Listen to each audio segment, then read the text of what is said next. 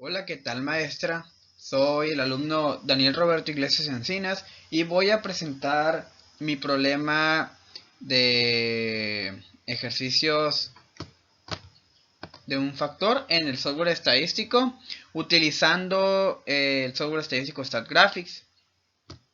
A continuación voy a presentar el problema que yo escogí.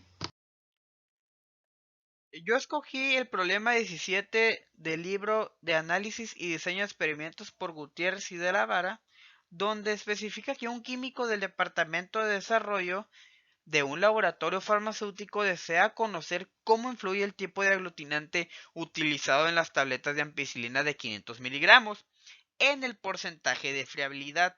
Para ello, ellos eligieron los siguientes tipos de aglutinantes con abreviaciones de PVP, CMC y GRE. Los resultados que arrojaron para el porcentaje de friabilidad fueron de PVP 0.485, 0.250, 0.073 y 0.205. En CMC fue de 9.64, 9.37, 9.53, 9.86 y 9.79 respectivamente para el porcentaje de friabilidad. En el último aglutinante, el GRE dio un porcentaje de friabilidad de 0.289, 0.275, 0.612, 0.152 y 0.136.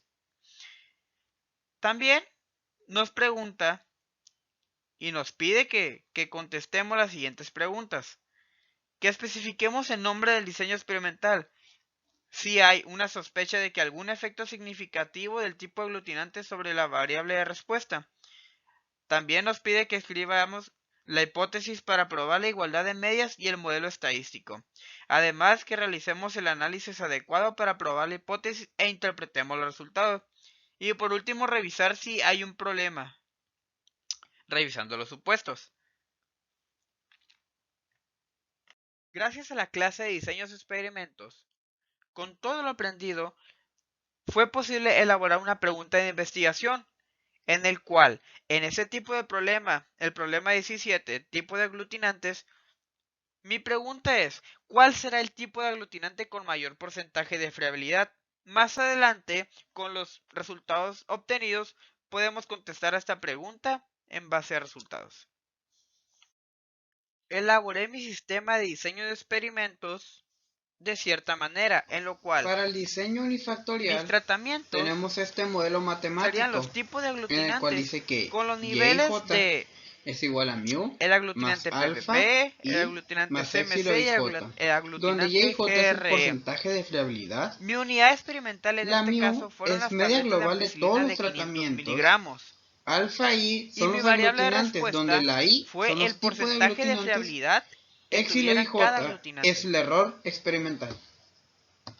En esta diapositiva se muestran las hipótesis que yo establecí, donde la hipótesis nula dice que los aglutinantes PVP, CMC y GRE contienen el mismo porcentaje de friabilidad en las tabletas de ampicilina de 500 miligramos, donde la hipótesis alternativa establece que al menos un par de aglutinantes contienen un diferente porcentaje de friabilidad en las tabletas de ampicilina. Y como hipótesis de investigación, establecí que el aglutinante CMC será el que contenga mayor porcentaje de friabilidad para las tabletas de ampicilina de 500 miligramos. Para determinar qué hipótesis se rechazaría, se elaboró la tabla de análisis de la varianza en el software de diseño de experimentos de StatGraphics, arrojando un valor de 0.000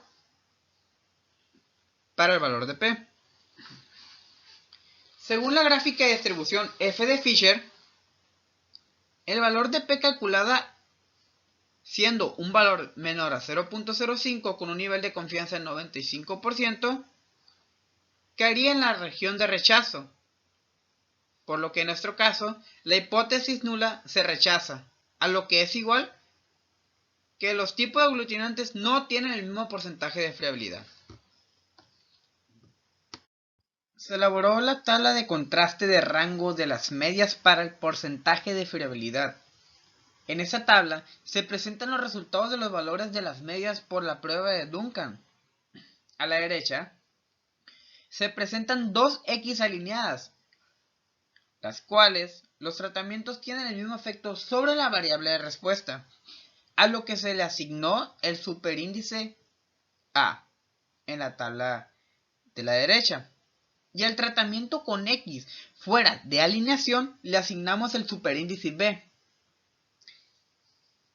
Esta tabla nos dice y nos afirma que la hipótesis nula se ha rechazado y se acepta la hipótesis alternativa, puesto que al menos un par de tratamientos tiene un diferente porcentaje de fiabilidad. En esta gráfica podemos notar que los valores obtenidos en la tabla de contraste de medias de la diapositiva anterior, se nota cómo los tipos de aglutinantes GRE y PBP son muy similares, mientras que el aglutinante CMC tiene una media mayor, por lo cual, repetimos, se rechaza la hipótesis nula y se acepta la alternativa.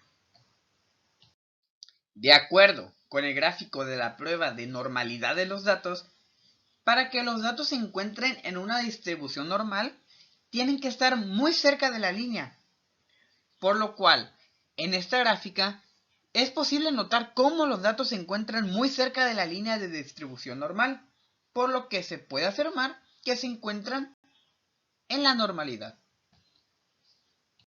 La primera prueba es la prueba de Shapiro-Wills, donde esta prueba cuantitativa la aplicamos cuando se manejan menos de 50 muestras. En esta prueba buscamos que la hipótesis nula se apruebe para poder decir que los datos proceden de una distribución normal. Como bien, los datos en la hipótesis nula se dice que los datos proceden de una distribución normal si la P es mayor a 0.05. Pero si no es así, se acepta la hipótesis alterna, donde se dice que los datos no proceden de una distribución normal. Para corroborar que los datos se encuentran distribuidos normalmente, se aplica también la prueba de Shapiro-Wills. El dato de P calculado, en este caso del tipo de aglutinantes, da un valor de 0.4209, por lo que de acuerdo a la prueba de Shapiro-Wills, se cumple la hipótesis nula, lo que significa que los datos proceden de una distribución normal para la prueba de Shapiro-Wills. El segundo supuesto que se tiene que comprobar es el supuesto de igualdad de varianzas, analizando con la prueba de Bartlett. Además, contamos también con dos hipótesis que comprobar, la hipótesis nula y la hipótesis alterna, donde la hipótesis nula establece que las varianzas de los tratamientos son iguales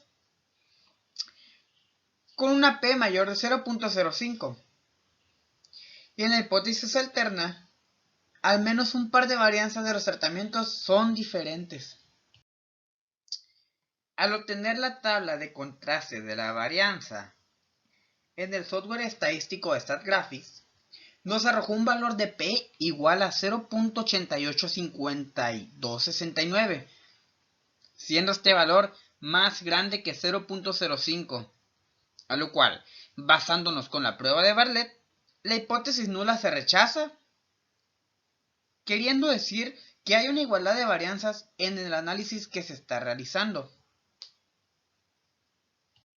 El último supuesto es el supuesto de independencia de los tratamientos, con la prueba de Durbin-Watson, donde la hipótesis nula dice que los residuos no están autocorrelacionados. En cambio, la hipótesis alterna dice que los residuos están autocorrelacionados. Para poder comprobar cuál hipótesis se aceptará, debemos basarnos en tres leyes. Si la D calculada es menor a la DL, rechazaremos la hipótesis nula. Pero si la D calculada es menor a la DV, no se rechaza la hipótesis nula. Pero si la DL es menor o igual a la D calculada, siendo menor o igual a la DV, no hay decisión.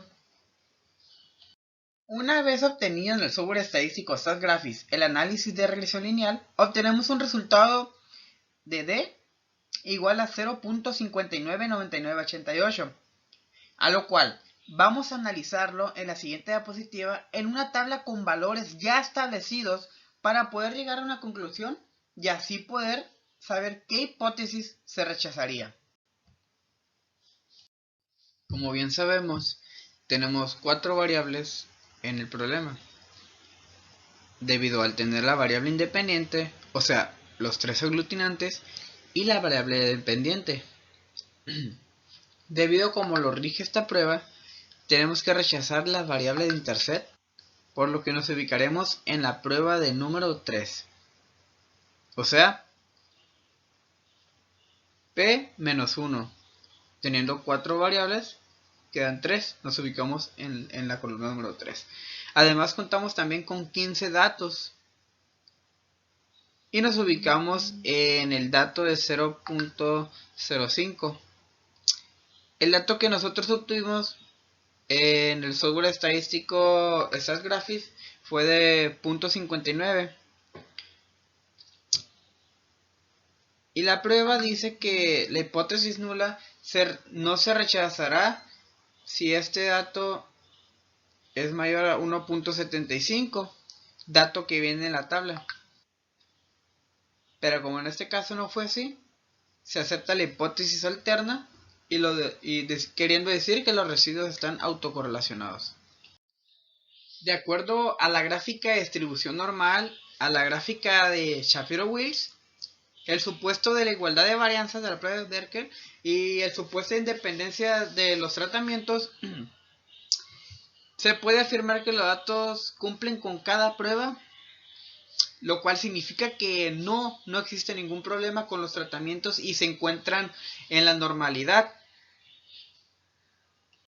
Como análisis e interpretación de resultados, podemos afirmar que el valor de P que se calculó en la tabla de Andeva tuvo un valor de 0.000, por lo cual la hipótesis nula que establece que los aglutinantes PBP, CMC y GRE contienen el mismo porcentaje de friabilidad en la tableta ampicilina de 500 miligramos se rechazará por completo y se acepta la hipótesis alterna. Además, los tipos aglutinantes que se obtuvieron un valor de medias similares fueron PBP y GRE con valores de 0.2348 subíndice A y 0.293 subíndice A, respectivamente. Mientras que el aglutinante CMC obtuvo un valor significativo en las medias de rango múltiple para el porcentaje de friabilidad. Respecto al valor de las medias de rango múltiple y el cumplimiento de los 3 respectivos supuestos, se llegó a la conclusión que el tipo aglutinante CMC, o sea carboximetil celulosa sódica, tiene el mejor porcentaje de friabilidad para las tabletas de ampicilina de 500 miligramos. Además, estos resultados dan apoyo en que la hipótesis alterna se acepta, la cual indica que al menos un par de aglutinantes contienen diferentes porcentajes de friabilidad en la tableta ampicilina de 500 miligramos.